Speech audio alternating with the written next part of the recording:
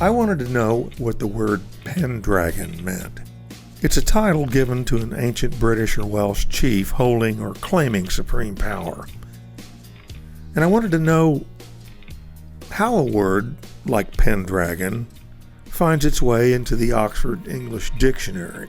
Now that's the sort of authority publication as far as dictionaries go.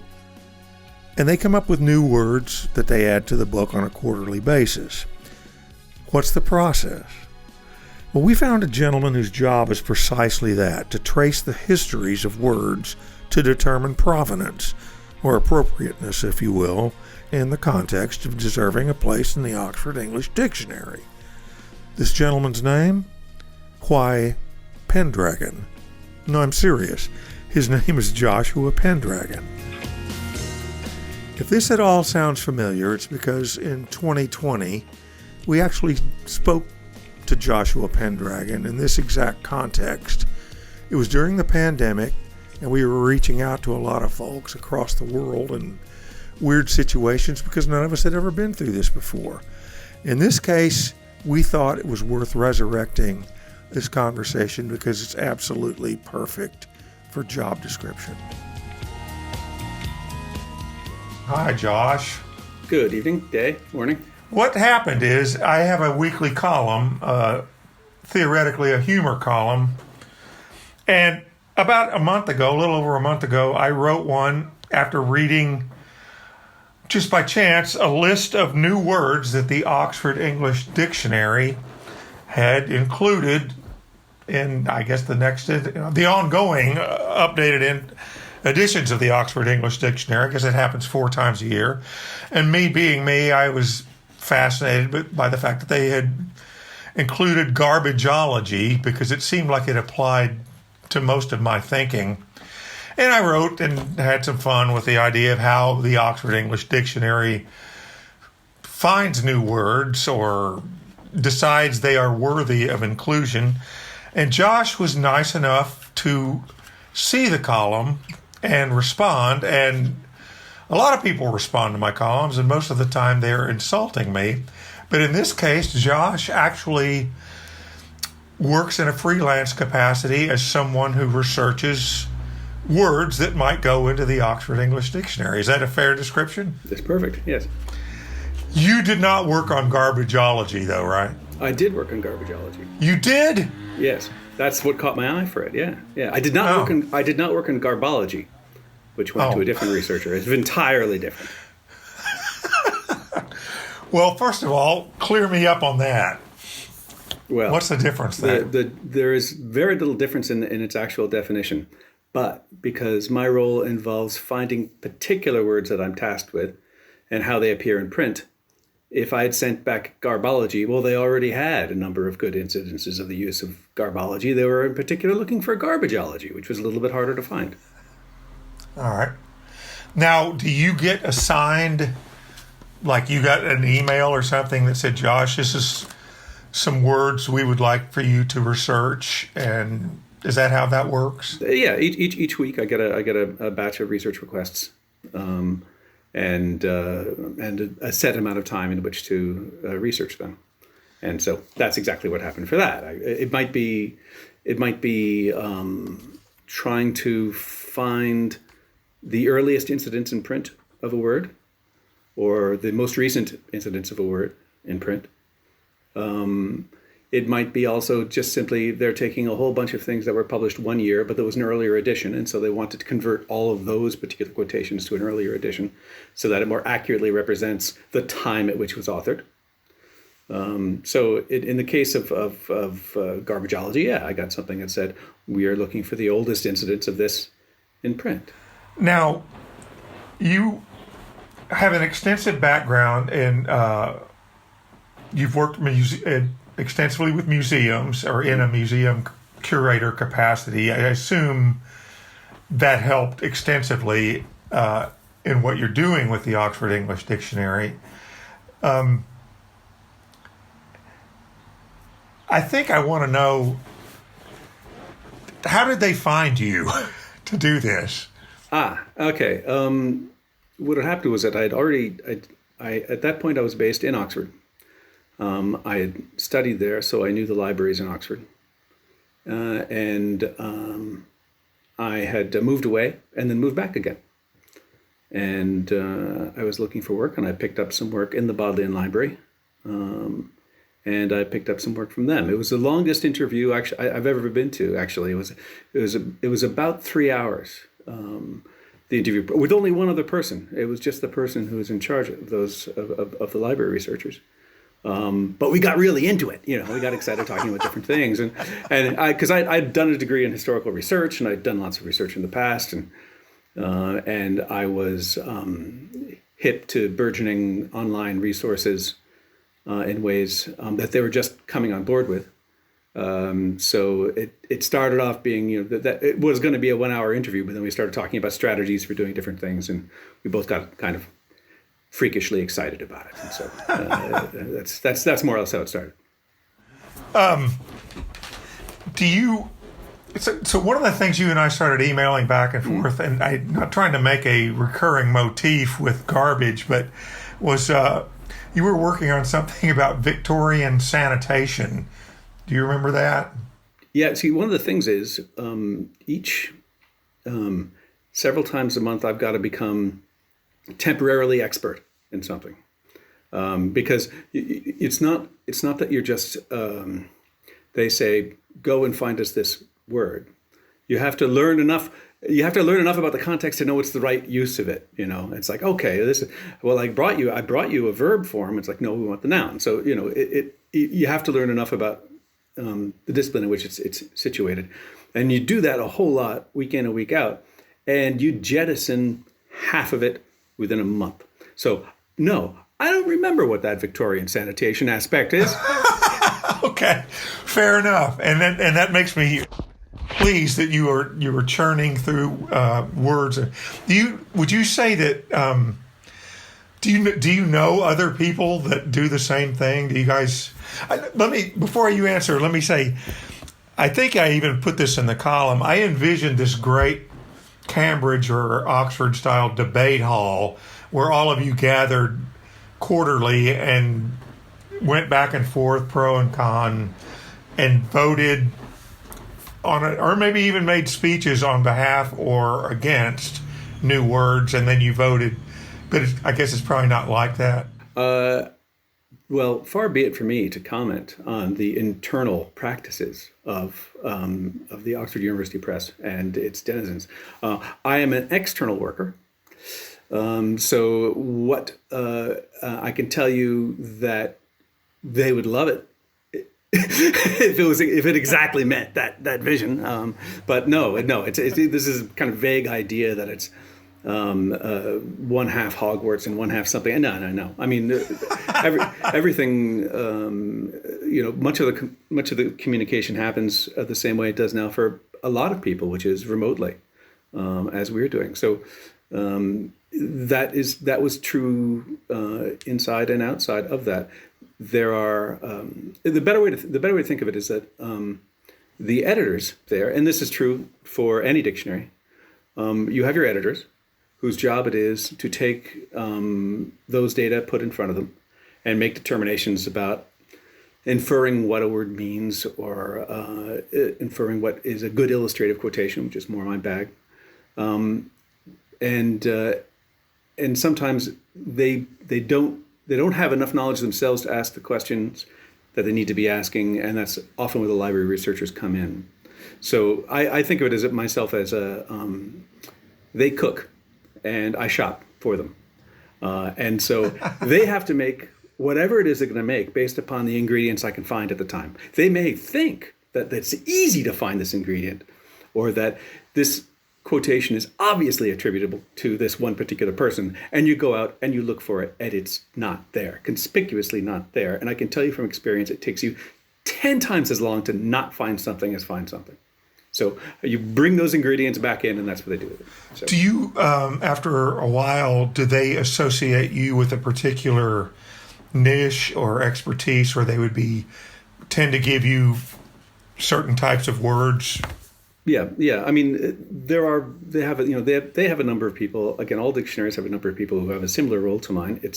I grant that it's a small cohort, And everybody has different skill sets that relate to it. I might have a background in particular things, which lends me to do certain things more than others. Or I might just be particularly good at digging and making use of online resources. Someone else might have a better knowledge of physical chemistry or something to that effect. And so it's a specialist words they're looking for. I once worked on a word that was renormalizable, which is a word that only applies in this particular sense, at least when I was doing it. They were looking for the earliest instance of it.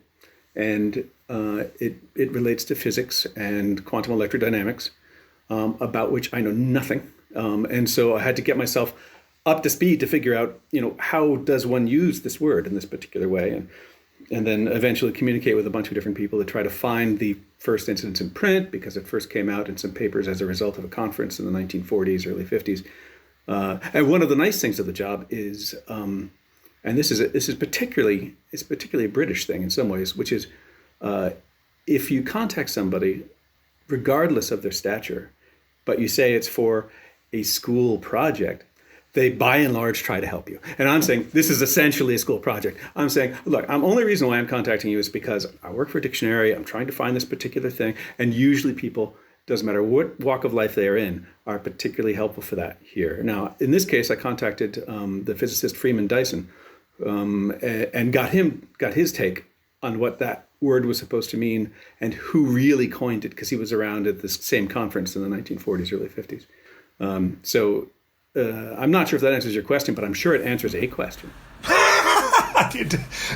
It did, and I don't think many people who are on the receiving end of my questions know what the hell I asked them. So don't feel bad if you. But it did make sense, and I would think that I can't remember who said it now, but obviously you are a very smart man, but I think you must know a whole lot about a lot of different things, or not a whole lot, but small portions about a lot of different things. Is that fair? That's me. I am shallow everywhere. You are, if I have read correctly, also a fencer. Is that correct? Yeah, I was a fencer for many years. And I did some fencing instruction, and I studied historical fencing as well, and I've written some things that relate to that. So that was initially my background of why I was in Oxford in the first place. I was studying the sword in early modern Europe, if you will, and how it was used and what practices people sought to inculcate and things like that. And that's what brought me here in the first place. Did you find anything in the dictionary that was incorrect about the history of the sword when you got the job? Anyone who is an expert in a field can find things with which they would take issue in any dictionary. If it's in their bailiwick and they know it well, bearing in mind that the people who've had to write it don't know as much about it as you might, or are of a different camp than someone else. So it doesn't matter, once again, what dictionary it is. It's inevitable that people are going to be unhappy how their own field is represented in a particular way. One of the things that some dictionaries do is they will get external consultants in, which is a separate designation, which means they say, all right, well, if we don't have someone in-house as an expert in arms and armor, say, we're going to find one of the big curators of arms and armor and ask them if we have a question that relates to terms that relate to arms and armor, whether they would be happy to comment on that. And for example, I am now that external consultant as an additional role, as well as terms relating to fencing, because that's my background. And mostly because they had someone who was much better than I am doing it for about the last 30 years, who has sadly gone away, in arms and armor anyway. So that's how they deal with those things. So yes, anytime you want to pick a fault in probably one of the larger books in the world, you'll be able to do it. It will come easily. I suppose that makes sense, yeah. This is particularly childish, but yet I can't resist asking. Do you keep track of how many words you've put in the dictionary? That is not childish. That's an entirely sensible question, and a very adult question, and I've got to admit I'm too childish to have done. Oh, So I've not kept track of this at all. That's fantastic. I would be. Look, I'm an arts writer at a small daily in New England.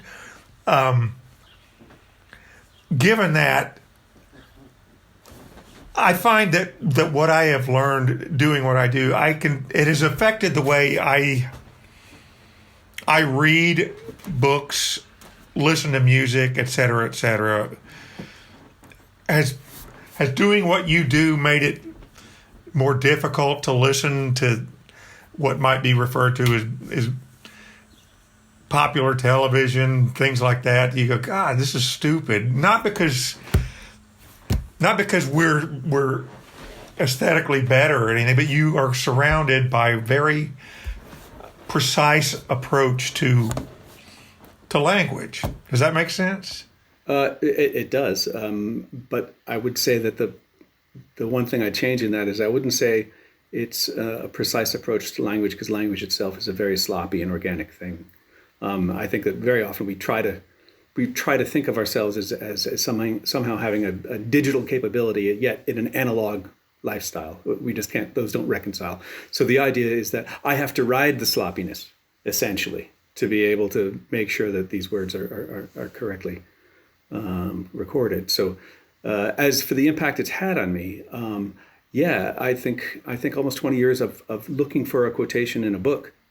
And doing it as sort of a binary search. Oh, is it the last half of the book? Oh, no, it turns out it's probably in the first half of the book. Going back and forth with the physical text in your hand means that it often is a long time between occasions when I read 30 pages in a row. I might read 30 pages completely out of order because I'm looking for a particular quotation or something that illustrates something in a particular way. So I might go through an index of a book on ancient Greek naval warfare, and I'm trying to find the word octareme, which is a ridiculous concept of having 8 rows of oars, which they probably never did, but nonetheless, it was talked about in the 19th century. So here it is, you're looking for this. So, you're trying to figure out, okay, well, is this in chapter 3, they're really talking about different rows of oars here. Let's say, no, it's not in there. Okay, well, in chapter 7, they're working on a little bit of this. So the result is you get out of the habit. I got out of the habit of reading things serially, just straight through.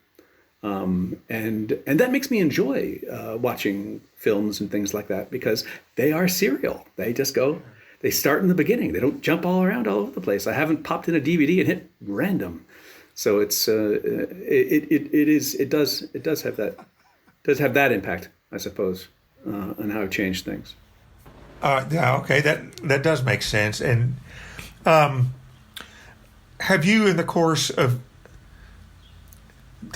all right, we were going back and forth on email, and you mentioned something that I thought was a really interesting question, and I'm not sure we can actually discuss it, but do you run into stuff that you finally have to throw up your hands and say, actually, this isn't my bailiwick. I can't figure this one out? Absolutely. And very often what I do in those situations is, again, I throw myself in the kindness of strangers and ask people who know a lot better than I do about it for what help they can do. I had a musical one recently. I don't have a lot of musical theory knowledge. I'm looking at something I'm trying to find a post-dating for one aspect, one meaning of the word, and an anti-dating for another meaning of the word. And my ability to discriminate between those different uses of the word was entirely dependent on the help of someone being able to explain it to me what those differences were. Because at first blush, I'm looking at it and I can't see how the editor is making a discrimination themselves between how these two words are being used in the quotations that they gave me for examples. So that's, and in situations like that, if I don't have any luck, I will send it back and I will say, someone else might have more luck with this. I have less knowledge about this than I really should, so you might want to send it or to an external consultant who's directly related to that kind of musical theory as a random example. So I would have asked you about this, obviously. You've got a musical background. I would have asked you about that, but that's perhaps for another time. Yeah, I think the kind of music I played, and unless it was about a 1-4-5 chord progression, you were probably out of my league. So, but do you have this is insane. Do you have a favorite word?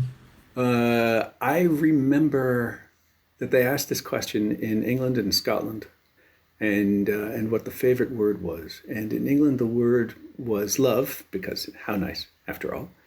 And in Scotland, where I lived for many years, the word was numpty, which is what would you say in Connecticut for a numpty, for an idiot, a wally, they might say in Australia, some schmo, in some senses.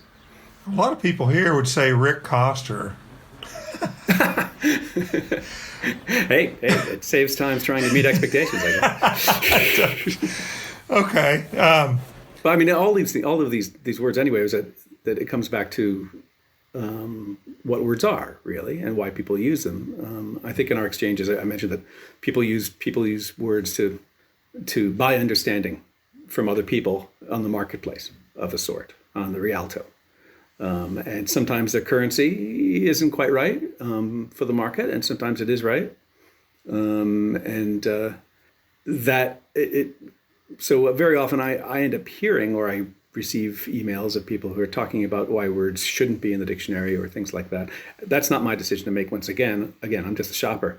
That's the cook's job. But one of the things that they have to deal with on a regular basis is ask why these words have to appear. And again, a lot of dictionaries are there. The shorthand of it is to say that they are descripted rather than prescripted. They tell you how people are using the words. They're not telling you how to use the words. That's different. There are different books for that. There are different style guides for that. But in the case of a historical dictionary, the idea is to say, well, we're just writing down how people are using it. If they're spelling nuclear, nuclear, or they're pronouncing it that way, we've got to include that if there are enough instances of people using that. And if you say, well, come on, nuclear isn't a real word. What's it doing in the dictionary? I want to hear the thinking man's version of nuclear. Let's say nuclear. And the whole point is everybody's still using that word. And so a lot of words and phrases, some unpleasant, end up making their way. And as they should do. Because, again, it's documenting how we're using the language and how we've been using the language for centuries. Yeah, coming from the American South, we threw parties in the streets, I think, when the word ain't finally got put in the dictionary. Because, we've been doing that for a while down here. So I'm kidding, of course. It's a good old word, that, actually. It's a good old word. Do you guys have... I'm throwing again, as an entertainment reporter, I'm throwing the way I see the world through the things I cover. There's always events and acknowledgments and validation and stuff. Is there a word of the year that the OED people trot out? Do you guys go to a party or anything like that? Again, as an external, I am not invited to many parties. It's a sad story. However, I can say that yes, there is always an OED word of the year. Oh, cool! And I encourage you to look it up. But it usually relates to something. This year it'll probably be something like COVID, for example. Yeah. Other years are different things. It's things that they've had to add to the dictionary in the preceding year because there was no way not to. It's just too societally significant for them not to. And so yes, Merriam-Webster, OED, all these people have words of the year.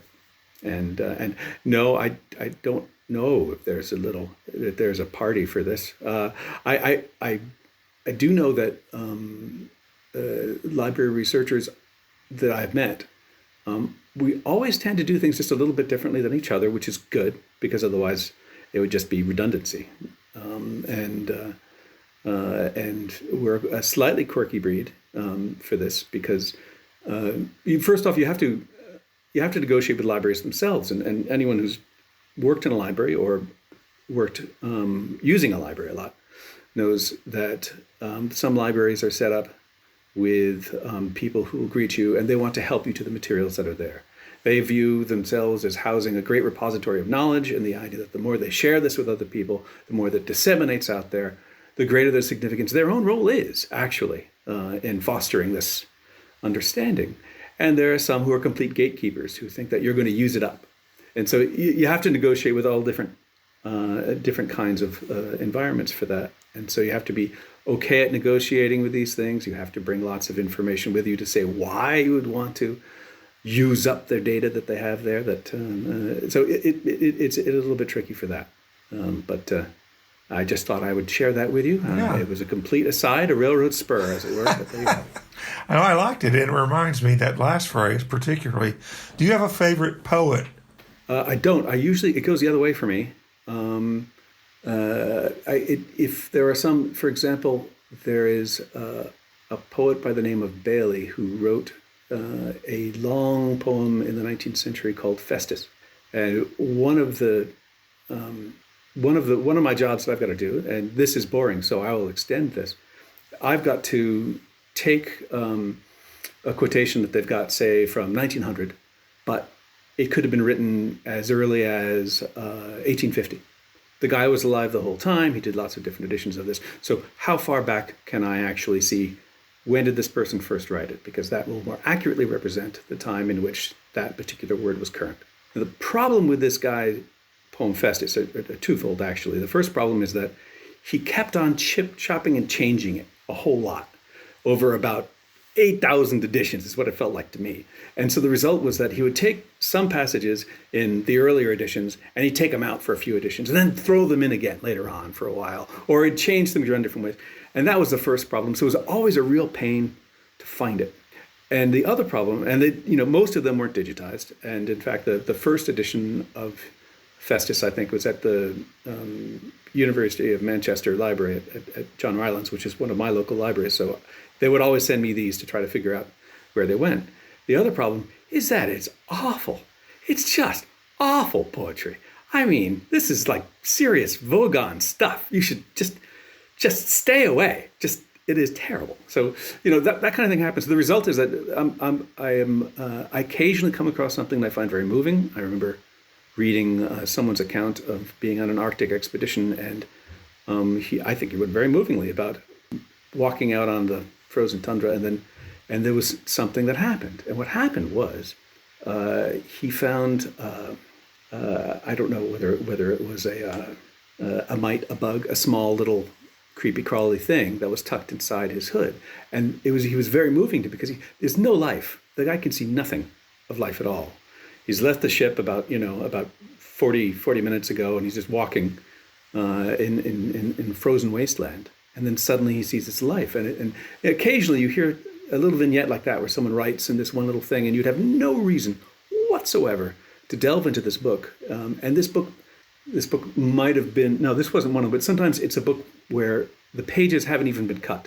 The book was published in maybe 1855, and you're there with a paper knife and a nervous-looking librarian, and you're carefully slitting the pages. And so you do get those things, and they are very moving when they do happen. And I'm always very grateful to the librarians. I always try to give them baklava over the holidays, which is, I think, the biggest curse to give any librarian or conservator. But no. So I've happened into some things, but no, it's taught me to hate some things more, I'm afraid. and Festus is definitely one of those. That's just on the short list. Josh, this is fantastic. Peter, do you have any questions you would like to ask? So you've addressed this a little bit, but it struck me that we live in an age where we expect information to be available digitally at our fingertips, on demand, all the time, immediately. But I'm assuming a lot of your work is not that it is in the analog printed world. What's the breakdown between what you can do digitally and what you have to do actually on paper, and what are some of the challenges inherent in that? Yeah, fair question. The thing is that right now the libraries are closed. They're just starting to open up again. So all of my work I'm doing through online databases and things like that.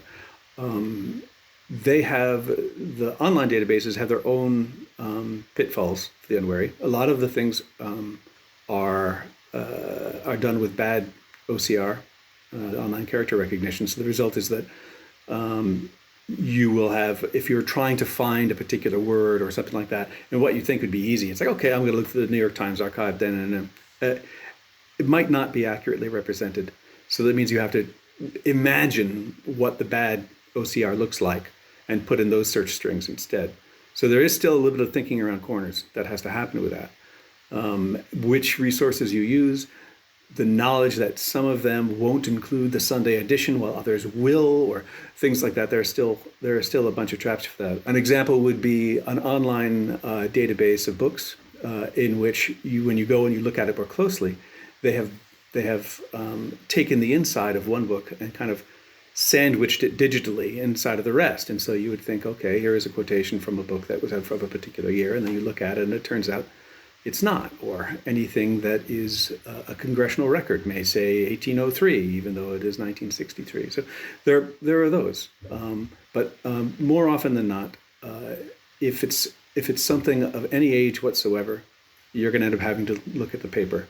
There are some early English books online. Is an excellent database. It's been put together. It's very, very carefully done, and that'll get you up to some really good things up to about 1700. But there are still times when you have to go and you have to look at a manuscript or do something like that. And after 1700, it gets a little bit spottier, and you're more likely to need to go to a library to find those things because not all the books have been digitized yet. That's a good question, Pete. Josh, do you have any thoughts? I gave that up years ago, but I guess one of the things that I guess I would say is that I was thinking the other day about words that people don't think should be in a dictionary. Rick, Peter, do either of you have a word that you know that you don't think should be in a dictionary? That's an interesting question. And why would that be? Why would we not? Is it? I've certainly encountered people who said, "I can't believe they're putting that word in a dictionary. That's not a real word," or whatever. Everybody has their own pet peeves. The language moves on. I mean, for me, I'm still finding a rearguard action as data as a plural word. These data suggest instead of the data suggests. But I know that's long gone. That's all changed. That's all different. Access is now something you can have or do. All of these different things, and things move on, and that's good. That's good. I like to coin several words a day because I hope that means I'm going to get more work. So this is fine that it's a changing language. This is a good thing. But I was asking just quite curiously for you. I mean, do you think rude words should be in a dictionary, or do you think different challenging words in the current climate should be in a dictionary? I mean, the editors, bless them, have a tough row to hoe trying to figure out how to navigate current social mores, especially when they're updating old entries in the dictionary, because all dictionaries have these old entries that they constantly have to update. It's repainting the Golden Gate Bridge for them, and they have to do it, but they fall behind. So I was just kind of curious for yourselves. Is there something you said, well, yeah, I hate fragmentize. That shouldn't be in there. Well, the one that gets to me when you talk about pet peeves is the usage of the word literally to mean figuratively. And I understand, so I don't know, I assume that usage has made its way into some or all dictionaries. And I understand why. It's interesting, the conflict, the perception of what a dictionary is and what it represents. I think people must look at a dictionary as the authority of what is and what isn't a word, and it's not the dictionary or the people behind it deciding what is or what isn't, but they're trying to reflect the reality of modern language. And so it's not the dictionary doesn't make the word, the dictionary reflects what society has made the word, right? Right. So in that sense, the simple fact that you've probably encountered, as I have, people using literally to mean figuratively. I was literally on fire, man. I said, well, you think you'll find you weren't. Yeah, I get the point. I think you're right. But the point is, you've encountered it enough, then it probably should have a note taken of it if we're going to keep a record of the language. Say people are starting to use this way. I could care less. I couldn't care less. Well, make up your mind. These things present themselves all the time, and if you think of them as sort of a set piece, almost, you can. Once again, it's hard to avoid having pet peeves. Yet at the same time, if your job is to write down everybody's pet peeve, you'd say, "Oh, what's yours? What's yours?" And so it is. it's a bit irritating sometimes when I find, oh, right, this has finally made it into this. Okay, men and women are now adjectives, for example. You might like that, you might not like that. You might consider it empowering to be able to speak in this different way. I don't hugely care. It was just, something new I had to learn. And now you have learned, obviously, as I have, because I agree with you, that people say literally just to put emphasis on how they're feeling. Okay, they've communicated that to me, and now understand how the coin is spent in that particular way. I kind of wish they'd spent the other coin for that, because I prefer the other currency. But okay, I get what you mean. So yeah, it's a fair point. In what you guys were sort of going back and forth between analog and digital, and it makes me think, do words become extinct and actually get rid? And the reason I think of that, Josh and Peter, is because as I get older and still write about arts, and as the world gets faster and faster in terms of our attention span and things turning over, my wife, for example, works at a college, and so does Peter's. The new slang or the new lexicon or whatever they use goes faster and faster and faster, whereas when I was growing up, groovy had a lifespan that was probably 20 years. Now you might get a word that is whatever it is, and it'll last for about 6 months, and then that's obsolete because we are moving faster and faster. So I guess, I don't know if they're ever going to be included, but are there words that just get like thrown out of the graveyard, so to speak, like they're just extinct, aren't used anymore? Sure, absolutely. There are lots of obsolete words, because I have to work on historical entries of things. This means that it's one of my tasks to find these obsolete words, even though they've gone out of use in 1700. I might have to be trying to find the latest incidents or the earliest incidents of them where in print, even though they're no longer in use, because they are trying to keep as comprehensive a record of the language as possible. You know, it's like, how often do you hear people call someone a round-heeled doxy trollop? You know, you don't very often, right? So, you know, things are going to come and go. You know, I mean, yeah, I'm sure you remember when Keen was it predates groovy. So, you know. Yeah, there's a lot of that. All that means is that we're getting old, Josh, basically, right?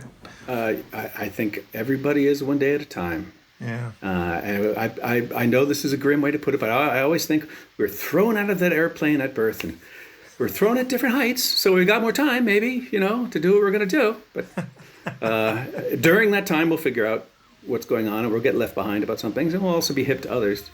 Yeah. So, you know, you spend your time talking to people and observing things and writing things. Does that make you feel left behind? No. Exactly. Job Description is a production of the Day Publishing Company in New London, Connecticut, and is hosted by me, Rick Coster. Peter Wappy produces and edits the show. Our theme song is Here and Now by the band Wind Up, written by Michael Clay and Ernie Myers. Can't get enough of me? I write a free weekly newsletter called The Fun Never Stops. You can subscribe at theday.com/newsletters. If you want to support this podcast, leave a rating or a review wherever you listen to, or even better, subscribe to The Day at theday.com/subscribe.